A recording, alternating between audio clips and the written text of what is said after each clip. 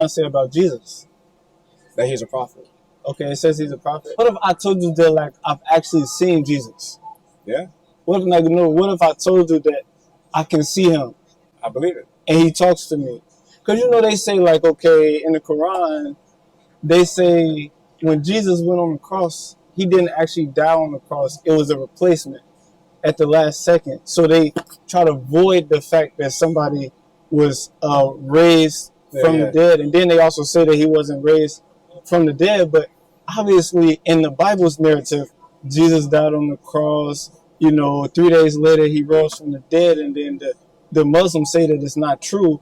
But what if there were actual historians also there to watch that are not mentioned in the Bible, but you can actually go look it up, and they actually bring proof that they witnessed Jesus down on the cross, and the tomb is empty. He rose from the dead, and he showed his face to other people. That's a real event in history. And I know the Quran, you guys do believe in the prophets, right? Mm-hmm. Okay.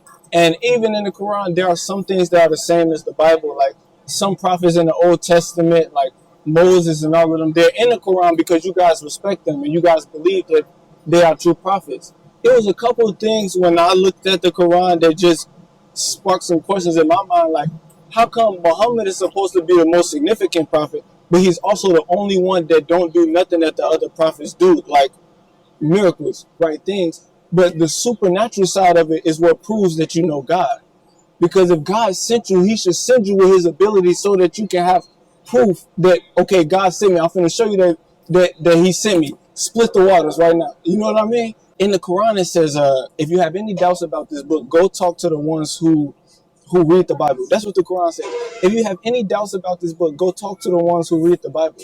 Why? Because the Bible was created thousands of years before the Quran. The Bible was created, the scrolls were there thousands of years before Jesus. The Quran was created thousands of years after Jesus. People was like, how can Muhammad not be doing any miracles? You know? So then they came out with another book and said, Muhammad split the moon. But you can't find no history of that in science. Even science don't agree with that. Nobody can find that Muhammad split the moon. But in the Bible, Joshua stopped the sun. And you can look it up. It's something that we have that it proves that either the sun stopped or the earth stopped. You know, because the earth rotates around the sun. That's a real event.